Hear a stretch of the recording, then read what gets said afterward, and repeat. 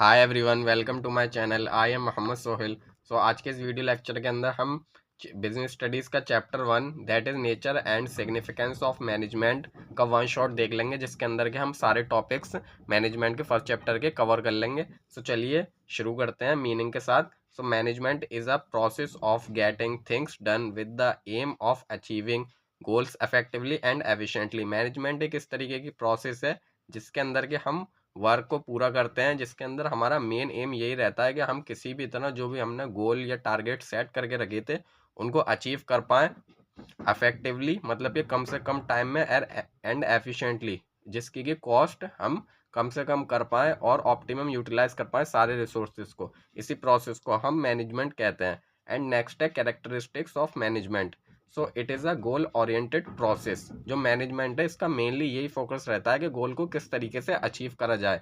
And it is pervasive, मतलब कि ये यूनिवर्सली वर्क करती है, चाहे वो स्कूल्स हों, चाहे हॉस्पिटल्स हों, या बिगर ऑर्गेनाइजेशन है, स्मॉलर, सब तरफ ये मैनेजमेंट वर्क करती है। नेक्स्ट है मल्टी डायमेंशनल। जो मैनेजमेंट है ये इसके अंदर कई अलग अलग डायमेंशंस आते हैं, जैसे कि इसके अंदर पीपल, वर्क एंड ऑपरेशंस, ये 3 डायमेंशंस होते हैं। And next continuous process. जो मैनेजमेंट है ये नेवर एंडिंग प्रोसेस है, ये कंटिन्यूसली वर्क करती रहती है, चलती रहती है। And management is a group activity. जो मैनेजमेंट जब होती है तो वो ग्रुप ऑफ पीपल के साथ होती है, ये एक ग्रुप एक्टिविटी है। नेक्स्ट है management is a dynamic function. जो मैनेजमेंट है वो डायनेमिक है, मतलब कि इसके अंदर चेंजेस आते रहते हैं और उन चेंजेस को हमें अपने अंदर अडॉप्ट करना होता है, तो ये डायनेमिक फंक्शन है। And last one is management is intangible. Management को हम सीन नहीं कर सकते हैं, इसको टच नहीं कर सकते हैं, लेकिन इसको फेल्ट कर सकते हैं, इसकी प्रेजेंस को, ये हमारे आसपास रहती है, इसी को हम इंटेंजिबल कहते हैं।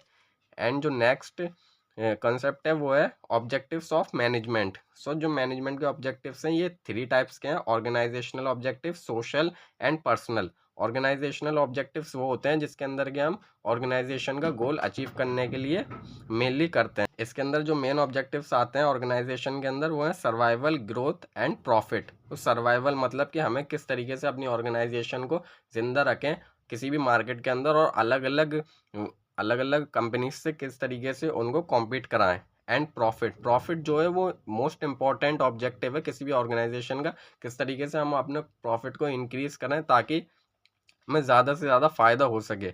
एंड ग्रोथ मतलब कि अपने जो बिज़नेस को किस तरीके से एक्सपेंड करें, ये भी एक मेनली बहुत इंपॉर्टेंट ऑब्जेक्टिव है। एंड सेकंड है सोशल। सोशल के अंदर जनरली ये होता है कि हम किस तरीके से बेनिफिट पहुंचा सकें सोसाइटी को, जैसे कि हम सप्लाई कराएं उन्हें क्वालिटी प्रोडक्ट्स और बहुत कम प्राइजेस पर, और इको फ्रेंडली मेथड्स यूज़ करें हम प्रोडक्शन के अंदर। एंड हम एम्प्लॉयमेंट अपॉर्चुनिटीज़ प्रोवाइड कराएं और फाइनेंशियल सपोर्ट करें कम्युनिटी को, ये सब सोशल में ही आते हैं। एंड लास्ट है वो है पर्सनल। पर्सनल के अंदर आता है कि हम किस तरीके से वेलफेयर कर पाएँ किसी भी एम्प्लॉयज़ का, जैसे कि उनको सेफ वर्किंग कंडीशंस प्रोवाइड कराएं, उनके चिल्ड्रंस के लिए स्कूल्स वगैरह में पढ़ाई के इंतज़ाम कराएं, एंड उनको अलग अलग इंसेंटिव्स प्रोवाइड कराएं, यही पर्सनल ऑब्जेक्टिव्स होते हैं। अब जो नेक्स्ट है वो है इम्पोर्टेंस। क्या क्या इंपॉर्टेंस है मैनेजमेंट के। फर्स्ट है helps in achieving group goals. Management help करता है कि हम कैसे ग्रुप गोल्स, जो भी हमने गोल बनाया है उसे किस तरीके से अचीव करें। And second improves efficiency. Management जो है एफिशिएंसी को इम्प्रूव करता है, कम से कम कॉस्ट में हम इंक्रीज कर पाते हैं अपनी प्रोडक्टिविटी को, जिससे कि हमें प्रॉफिट हो सके।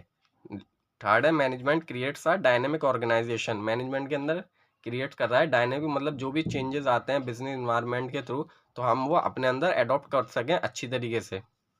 And next management helps in achieving personal objectives. Management helps करता है कि पर्सनल ऑब्जेक्टिव्स को किस तरीके से हम अचीव कर सकें। And helps in development of society. Society के डेवलपमेंट में भी मैनेजमेंट एक क्रूशियल रोल प्ले करता है। नेक्स्ट है वो है नेचर ऑफ मैनेजमेंट। क्या कि मैनेजमेंट का नेचर क्या है।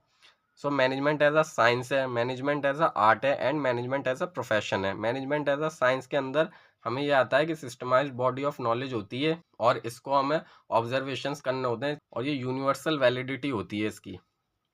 और ये इनएग्जैक्ट साइंस है, मतलब कि ये प्रॉपरली मैनेजमेंट साइंस नहीं है, इनएग्जैक्ट साइंस है।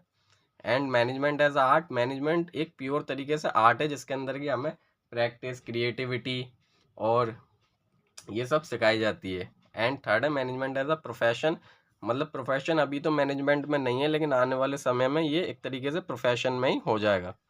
एंड नेक्स्ट है वो है लेवल्स के मैनेजमेंट के कितने कितने अलग अलग लेवल्स हैं। तो 3 लेवल्स हैं। First top level, second middle level and third lower level. Top level के अंदर आते हैं board of directors, CEO, chief executive officers and chief financial officers और चेयरमैन, जो कि डिटरमाइन करते हैं कि क्या क्या ऑब्जेक्टिव्स बनाने हैं और क्या क्या पॉलिसीज ऑर्गेनाइजेशन के अंदर बनानी है। एंड जो मिडिल लेवल के अंदर आते हैं वो परचेज, सेल्स, मार्केटिंग, ये सब मैनेजर्स आते हैं, जो भी ऑब्जेक्टिव डिटरमाइन करें टॉप लेवल मैनेजर्स ने, उनको लागू करना है उन प्लान्स को, उन पॉलिसीज को। एंड जो थर्ड है वो आते हैं लोअर लेवल। लोअर लेवल के अंदर जो सुपरवाइजर्स होते हैं एंड क्लर्क्स वगैरह, ये सब आते हैं, और ये जो भी इनको ड्यूटीज असाइन करी जाती हैं मिडिल लेवल के द्वारा, उस काम को ये करवाते हैं और प्रोवाइड कराते हैं एम्प्लॉयज़ को सेफ वर्किंग कंडीशंस और हेल्थ बेनिफिट्स, ये सब प्रोवाइड कराते हैं। एंड जो नेक्स्ट है वो है फंक्शंस ऑफ मैनेजमेंट, के मैनेजमेंट के क्या क्या अलग अलग फंक्शंस हैं। So first planning, organising, staffing, directing, controlling. Management के 5 फंक्शंस है। प्लानिंग के अंदर हम अलग अलग प्लान्स एंड पॉलिसीज बनाते हैं। एंड ऑर्गेनाइजिंग के अंदर हम असाइन करते हैं ड्यूटीज़ को, वर्क को एलोकेट करते हैं। स्टाफिंग के अंदर हम अलग अलग रिक्रूटमेंट सेलेक्शन करते हैं एम्प्लॉयज़ का। एंड डायरेक्टिंग के अंदर हम एक्शन देते हैं एम्प्लॉयज़ को कि आपको इस तरीके से वर्क करना है, डायरेक्ट करना है। एंड कंट्रोलिंग के अंदर हम देखते हैं कि जो हमने प्लान्स बनाए थे वो एक्चुअल परफॉर्मेंस को उससे मेजर करते हैं, प्लांट परफॉर्मेंस से।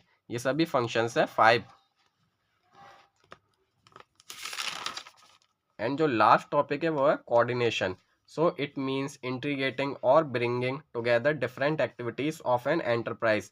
जो कोऑर्डिनेशन होता है इसके अंदर एक साथ करके रखते हैं हम सारी एक्टिविटीज को, और टुगेदरली मिलकर वर्क करते हैं अलग अलग डिफरेंट डिफरेंट डिपार्टमेंट्स, ताकि जो लड़ाई झगड़ा है एंड कन्फ्लिक्ट है उससे हम बच सकें और अच्छी तरीके से हमारा गोल अचीव हो सके। एंड जो कोऑर्डिनेशन है ये एसेंस होता है मैनेजमेंट का। It is needed to perform all the functions. पांचों फंक्शंस में इसकी ज़रूरत पड़ती है कोऑर्डिनेशन की। And it is required at all levels, और 3 लेवल्स ऑफ मैनेजमेंट में भी इसकी ज़रूरत पड़ती है। And it is the most important function of an organisation. किसी भी ऑर्गेनाइजेशन के लिए ये सबसे ज़्यादा इंपॉर्टेंट फंक्शन है। एंड जो इसका नेचर है, जो फीचर्स हैं वो क्या है, इट इंटीग्रेट्स ग्रुप एफर्ट्स। मतलब सिंगल इंडिविजुअल तो कोऑर्डिनेशन कर नहीं सकता है, सो ग्रुप ऑफ पीपल मिलकर ही कोऑर्डिनेशन होता है। सो ये एक साथ करता है सारे ग्रुप एफर्ट्स को, ताकि गोल को अचीव करा जा सके। And it ensures unity of efforts. इसके अंदर एक यूनिटी ऑफ डायरेक्शन दे दी जाती है कि आपको इस डायरेक्शन के अंदर ही वर्क करना है। And it is a continuous process. ये नेवर एंडिंग प्रोसेस है, कंटिन्यूसली चलती रहती है। And it is a pervasive function, मतलब कि ये अलग अलग तरीके से यूनिवर्सली वर्क करता रहता है हर एक फील्ड में। And it is responsibility of all managers. जो कोऑर्डिनेशन है वो एक हर एक मैनेजर की रेस्पॉन्सिबिलिटी है, चाहे वो टॉप लेवल पर हो, चाहे मिडिल पर, चाहे लोअर पर। And it is a deliberate function. जो कोऑर्डिनेशन है वो एक डेलिब्रेटली वर्क करता है, एक डेलिब्रेट फंक्शन है। एंड नेक्स्ट है जो इसके इंपॉर्टेंस क्या क्या है कोऑर्डिनेशन के। सो ग्रोथ इन साइज, मतलब कि जब हमारी ग्रोथ इंक्रीज होगी ऑर्गेनाइजेशन की, तो उसके एम्प्लॉयज़ की भी हमें ज़्यादा ज़रूरत होगी। उससे क्या होगा कि हमारे कॉन्फ्लिक्ट हो सकते हैं अलग अलग ऑर्गेनाइजेशन के अंदर, और हमें संभालना मुश्किल पड़ जाता है। सो कोऑर्डिनेशन का ये इंपॉर्टेंस है कि हम कोऑर्डिनेट करके चलें एक्टिविटीज़ को। एंड फंक्शनल डिफरेंशिएशन, जब अलग अलग फंक्शंस पे हम डिफरेंशिएट कर देते हैं अलग अलग डिपार्टमेंट्स को, तो उनके बीच में कोऑर्डिनेशन बना के चलना भी बहुत इंपॉर्टेंट रोल हो जाता है। इसका ये एक इम्पोर्टेंस है। एंड स्पेशलाइजेशन, मतलब कि हमें हर एक फील्ड के अलग अलग स्पेशलाइज पर्सन चाहिए होते हैं, ये भी एक इसका इम्पोर्टेंस है। सो बेसिकली ये था चैप्टर 1 का वन शॉट, जो कि हमने अच्छी तरीके से पढ़ लिया। आई होप आपको ये एक्सप्लेनेशन अच्छा लगा होगा। अगर आपको ये एक्सप्लेनेशन अच्छा लगा हो तो इस वीडियो को एक लाइक ज़रूर करना एंड चैनल को सब्सक्राइब कर लेना। So thank you for watching.